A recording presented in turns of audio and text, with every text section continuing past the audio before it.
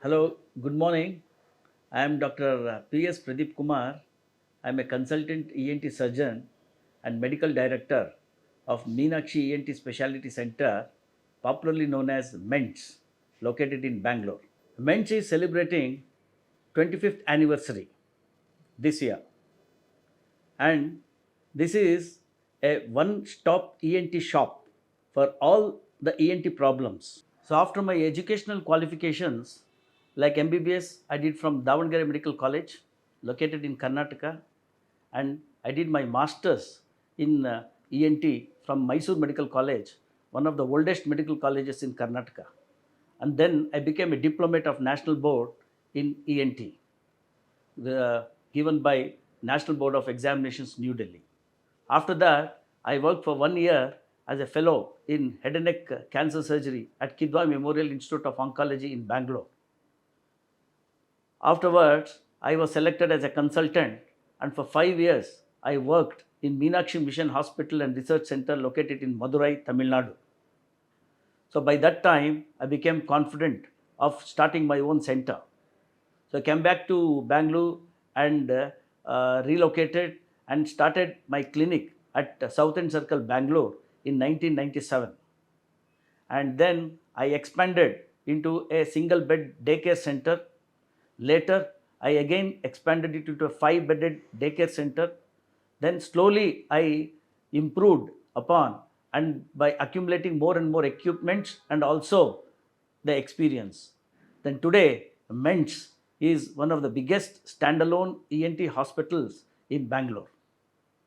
We have various departments, like we have outpatient department, we have casualty department, we have got major operation theaters, minor theater, we have got audio vestibular lab, allergy clinic, vertigo clinic, we have got swallow clinic, voice clinic, we have got cone beam CT scan, and various other facilities. And this is a standalone ENT hospital. Patient, when they come here, within 15 to 20 minutes, all the workup, diagnostic workup, and even sometimes therapeutic procedures can be done, and patient can go home happily.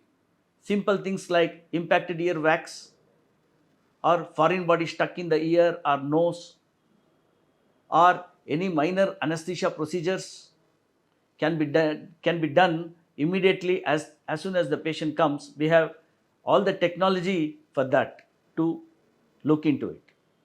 I'm also very happy to tell you that MENTS has been recognized by Government of India in under ADIP scheme and Government of Karnataka under SAST scheme for cochlear implantation surgery. This cochlear implant surgery is done for children who are bilaterally profoundly deaf and hearing aids cannot help these children. So, by doing this cochlear implant, the child can start hearing and so start speaking and can be admitted in the normal schools. Otherwise, child should have been in a deaf and dumb school learning a sign language. So that is the advantage of cochlear implant. Happy to tell that we are actively doing this cochlear implant program in our hospital. And we are also giving hearing aids for the children who can get benefit with hearing aids. So one of the common things I want to share with you, many of my patients ask me, sir, how to clean the ear canal. So if you see here, this is the model of the ear, and you can see the outer ear, and you can see the ear canal and the ear drum. Okay, so if you think this is the earbud, and if you use the earbud, you are actually pushing the wax inside. Okay, so what I mean to say is ear canal doesn't need any cleaning. It cleans by itself. So the canal is lined by a very intelligent skin, and this canal is cleaned by the skin regularly. So one need not clean the ear canal, especially with the earbuds or any other equipments like ear spoons or any other similar gadgets. One should not insert into the ear. By doing that, they are actually pushing the ear wax inside, and thereby more and more wax is collected day by day, and the self cleansing mechanism gets impaired. So what I suggest to you people is, until the little finger goes inside, one has to clean while taking bath with soap and water. But later, one should not do anything into the ear canal, especially for swimmers. After swimming, they should not clean their ear canal. By doing that, they are actually injuring the skin on one side and also pushing the earwax on the other side. And later, more and more wax will collect, that will lead to infection, sometimes hearing loss, sometimes ringing sound in the ear, and then you will approach the ENT doctor for removal under microscope. So to prevent all this, what one has to do is to remember that ear canal should not be cleaned. Earbuds should not be used. Earbuds are meant for some other purpose and not for cleaning the ear canals. One more common question patients ask me is about the acidity. They ask me, what is this acidity? How can acidity cause ENT problems? So for this, I want to first see this diagram. See, food what we eat from the mouth goes to the throat, behind the tongue, and then it goes to the food pipe, and then it goes to the stomach. So if you see here, this should be a one-way path. Sometimes what happens, the junction between the stomach and the food pipe is controlled by a valve. This valve will be weak because of various reasons, and that will not stop the reverse flow. So the most common thing for the reverse flow is the acid, which in microscopic amounts this acid can come up into the food pipe, especially when the patient is in lying down position, and this can come into the throat, and from the throat it can descend into the it descends into the windpipe. Windpipe is only for the wind to go and not for any food or acid to go.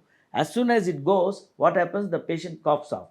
So patient with gastric acid reflux can come with chronic cough, and this cough will not go with any medications, any cough medications. So one has to realize this. Unless we stop the acid reflux, his cough will not reduce. Another common problem is these people will have chronic change in voice. And again here, the voice box has to be observed, and normally it will be congested, and we will know that this congestion in the voice box is because of the reflux. So another common thing is these patients, the tonsils can become hypertrophied because of the stagnation of acid in the throat. So to prevent this reflux, doctors write medications for a short time. Medications will definitely help them, but in long run what is necessary is the lifestyle modifications, as you can see here. So one has to avoid the classical junk foods, okay, so which can actually increase the reflux, and one should avoid coffee, tea, and other spicy beverages in the morning, especially in empty stomach. One should not eat eat and sleep immediately after taking food.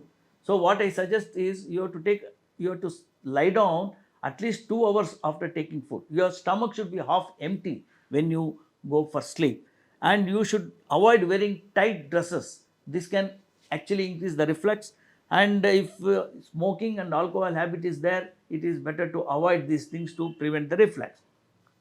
What are the do's? The do's are go for the healthy food like vegetables and fruits, taking timely food, then regular exercises, whatever exercises, it can be sports, static exercises, or whatever it is, and regularly you check your weight.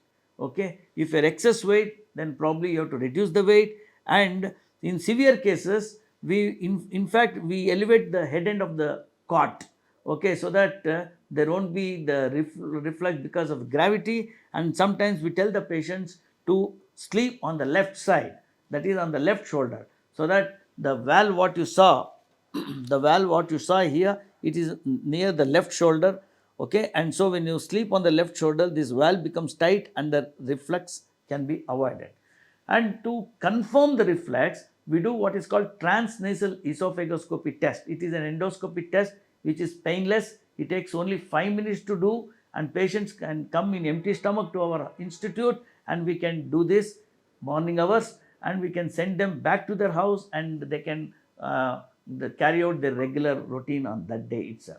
So many patients ask me today, sir, there are a lot of emergencies which occur. We don't know when will it occur. A child may fall from the floor, or a old man in the bathroom, he slips and falls, or a cockroach enters into the ear, or people get bleeding from the nose, or trauma, injury, accident, so many things. Today lifestyle brings about a lot of emergencies. So the problem during emergencies is our mind goes blank. We don't know what to do. So that is the time you should remember Medi-Talks.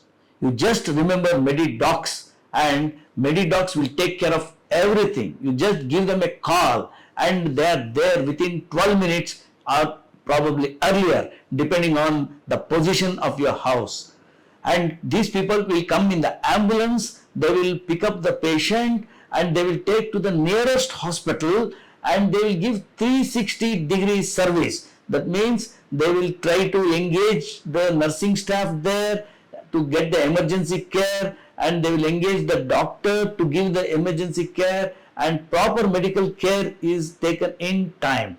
And if patient wants to get admitted, they will help in getting admitted, and if the doctor decides to discharge of the treatment, they will also drop back the patient in their ambulance. Apart from taking care of the ambulance services, they also regularly help in organizing medical camps, and also they help in home visits. Some patients cannot visit the hospitals. Even in these situations, you can call Medi-Talks. These people are there and they get the nurses or probably some of the doctors to reach the house, and so that you get service at your house, at your doorstep.